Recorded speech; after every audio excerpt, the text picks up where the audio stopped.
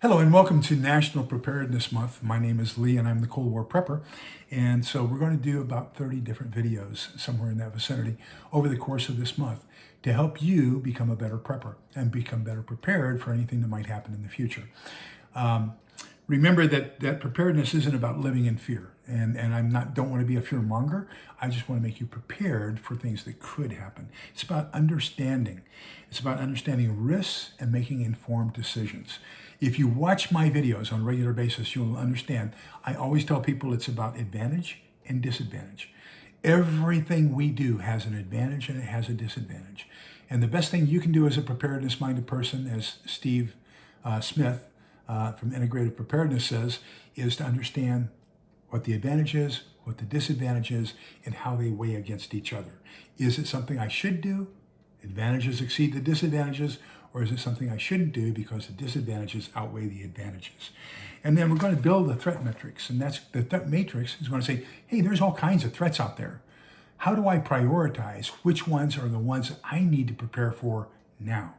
And then which ones, after I get that one done, should I prepare for next?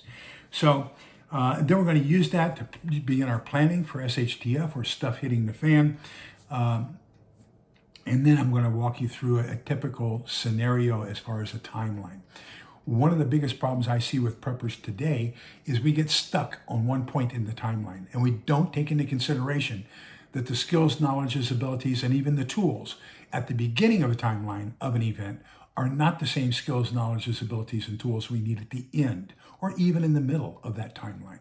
So how do you plan out what that timeline is and what you need to prepare for? So let's get into collecting threat information. So we're going to divide that up into both man-made as well as natural threats, and make sure you include all of them. Then we're going to divide that up into personal, local, and national or international or regional. So I'm going to go with the local first because that's the easiest. So are you in a flood zone? Are you in a hurricane area? Are you prone to tsunamis like Alaska or the West Coast? Are you in Tornado Alley like we are here in Central Texas? What about heat and drought projections? Drought affects overall food production. So if you know that there's a drought and it's going to be prolonged and food production is going to be down, that's going to do two things. It's going to cause a shortage in food. And when there's a shortage in food, there may not be enough food for everybody. And that's going to cause costs to go up. Remember that simple matrix we learned in Economics 101, that the availability of a product, the more available it is, the cheaper it gets, the less available it is, the greater the demand is, the more expensive it is. So a drought condition can cause food prices to really go up as well. And that's part of the problem we have right now with some of the food costs that we have. What about susceptibility to blizzards and cold conditions? We don't have that bad of a blizzard outlook here in Central Texas, although I will tell you, we've had two what we call ice-mageddons or snowmageddons over the course of the last 20, 25 years, and they really devastated us because we have them so seldom we don't have any of the tools or equipment to mitigate them when they do occur. Also, we don't have any topsoil. We maybe have an inch to an inch and a half of topsoil. So underneath that topsoil, we've got solid rock. So if we want to put our pipes down where they're not susceptible to freezing, whether that be freshwater or sewer, we've got to break through rock, and that's very expensive. You guys up north, you've got soil. You can dig down 3 feet, 4 feet, get below that that frost area, and it's not that expensive for you. Really expensive for us down here. I saw a lot of people making bad, disparaging comments about Texas. Things are different. You guys have got your things up there. We've got our things down here. The best thing we can do is understand each other and not just cast aspersions. What about what about sewage and when it backs up and freezes up or anything like that? What about the crime rate where you are? Crime is not going to get any better in an SHTF situation. It's going to get worse. So how are you prepared to handle unrelenting crime?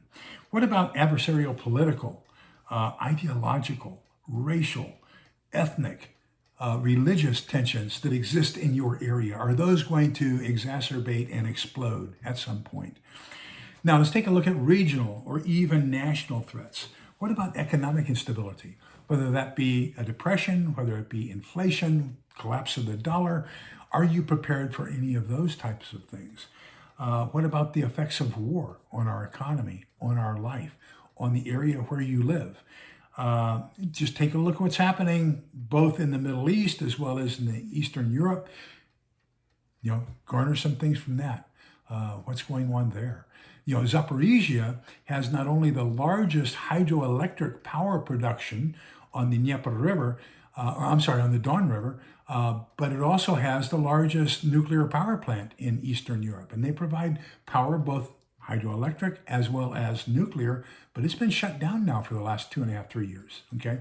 So what does that mean as far as power availability for the rest of the country? That can be both Russia and Ukraine, as well as Belarus, Moldova. A lot of the area depends upon that electric power production. And then personal risks. Do you rely on an electromechanical device to assist you in your healthcare? Dialysis, CPAP. What about medications that have to be refrigerated? Number one, will they be available? And number two, if you can get it, can you keep it refrigerated? So those become extremely important to you that you might want to plan for. Now let's talk about where you can get that information. So you can get government reports, you can get at any level, national, state, county, or local. You can also go to emergency management websites. There are some fantastic ones. I'm a member of CERT, the Community Emergency Response Team, and that's basically under the auspices of our county, funded by the state, but all of the training materials and supplies are provided by FEMA. So, that's a really good joint effort from federal, state, county, and local, and it's just really a great thing. So if you have a CERT group in your area, volunteer, get the training, see what's going on there. They can also keep you informed. Ham radio groups are fantastic for keeping people informed. Your local news, national news, any type of credible news source, community watch groups, community information groups, credible prepper forums or YouTube channels or things like that. There are some who are labeled as fearmongers. In my opinion, it's only because they are providing the truth from their point of view, and to some people that scares them. And so that is fear-mongering to them.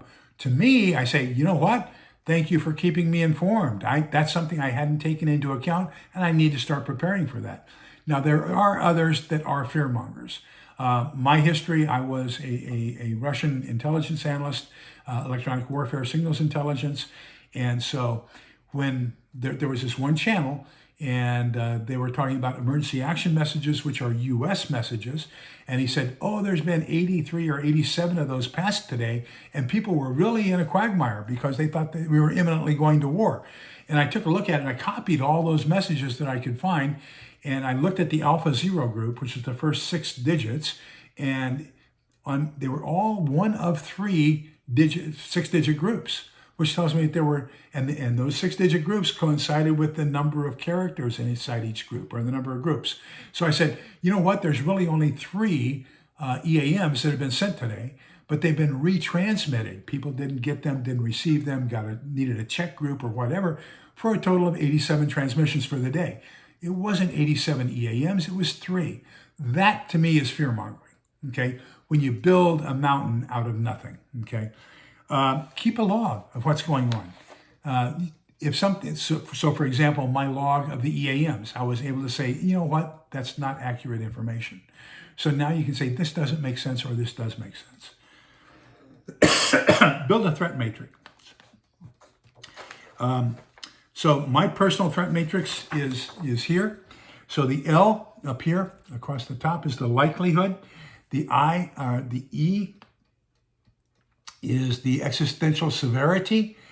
D is the duration, how long will it last? C is, does it have a cascading effect? Will it affect other things as it happens? And W is, what is the warning time frame? So I'll give you an example. In nuclear war, we think that a polar route is probably going to be the most likely for a coming from Russia into the United States. And that's probably going to give us 20 to 30 minutes advance notice. However, there's a new thing with submarine launched ballistic missiles off the coast, whether it be the Pacific or the Atlantic coast or even the Gulf Coast.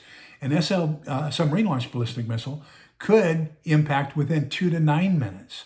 There's also a new thing called the Club K, which is basically a 54-foot shelter that can be put onto any commercial ship and put into any harbor. Now we're down to just minutes of advance warning. So you've got the W for warning. Then you've got your overall calculation. You've got your mitigation factor. So that is, how well am I prepared for it? So the higher the number, the less prepared you are for it. So the least prepared thing right now for me is grid down, okay? And then second best would be World War, and then my third best is a tie between financial collapse and civil war. And then that's going to give you that overall score, and you can prioritize those from there. Now, I complicate that a little bit with my MCDA, and that is that each one of these has a multiplier, and all of them add up. So if you take the multipliers here, like 0.3, 0.2, 0.2, 0.2, 0.1, then that all adds up to 1. So I'm going to take this, okay, the 3, and multiply it times 0.3 for a 0.9. And then I'm going to add all these up coming across to this number here. But you don't have to do that. You don't have to do the multiplier. That is something you can get to later as you better build your threat matrix, okay? So that's the multi-criteria decision analysis matrix. I strongly recommend you consider doing something like that to prioritize which threats you're going to plan for first. Now, in closing, I would like to bring up one final thing, and that is a timeline for events. So not only do we have different events, but let's take thermonuclear war versus financial collapse. So thermonuclear war, I probably would want to have a Geiger counter. I probably would want to have a dosimeter, maybe some potassium iodide tablets, maybe an understanding of the rule of inverse squares, maybe an understanding of the 7-10 rule. All those things become important for thermonuclear warfare. They have nothing to do with financial collapse, okay? On the other hand, financial collapse, I may want to invest in some things that retain their overall monetary value. Precious metals might be an example that probably are not going to have the same effect or the same value as they would in a nuclear war, okay? So the actual scenario determines the value of a lot of different things. But then we also have the scenario timeline. So that first day, maybe even the first 3 days, people are going to be in total shock and not know what to do. They're going to be running around like chickens with their heads cut off. Then from that first day, possibly maybe a little bit of overlap, up until 3 weeks out, 4 weeks out, there's going to be panic. People are going to be in shock, but now they're going to say, I need to do certain things, and panic is going to set in, and people are going to do things that you never thought they would be able to get capable of doing. During that panic phase, you got to be prepared. I'm going to hunker down. I'm going to stay inside my house. I don't want anybody to know I'm alive. I don't want them to see any light coming from my house, any noise. I don't want them to know I'm alive. I want them to concentrate on each other. Leave me alone. Then we're going to have an adjustment phase. At the end, maybe of that first month, maybe the first 6 weeks, we start the adjustment phase where we're getting adjusted to the fact that we've had something catastrophic happen. Now we're going to adjust to it. How do we live with this new reality? That can last anywhere up to a decade.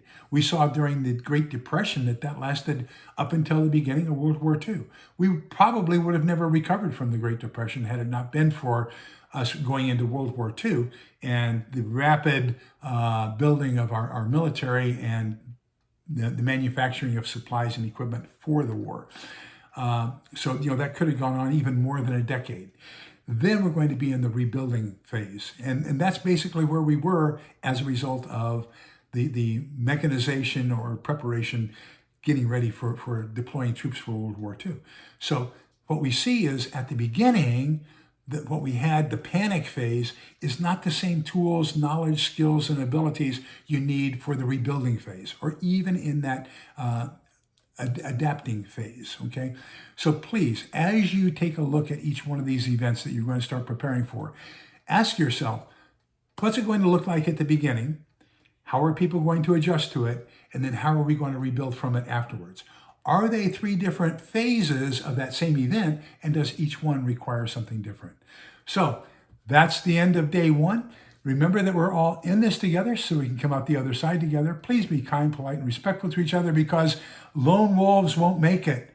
We've got to do this as a team. Take care, everybody.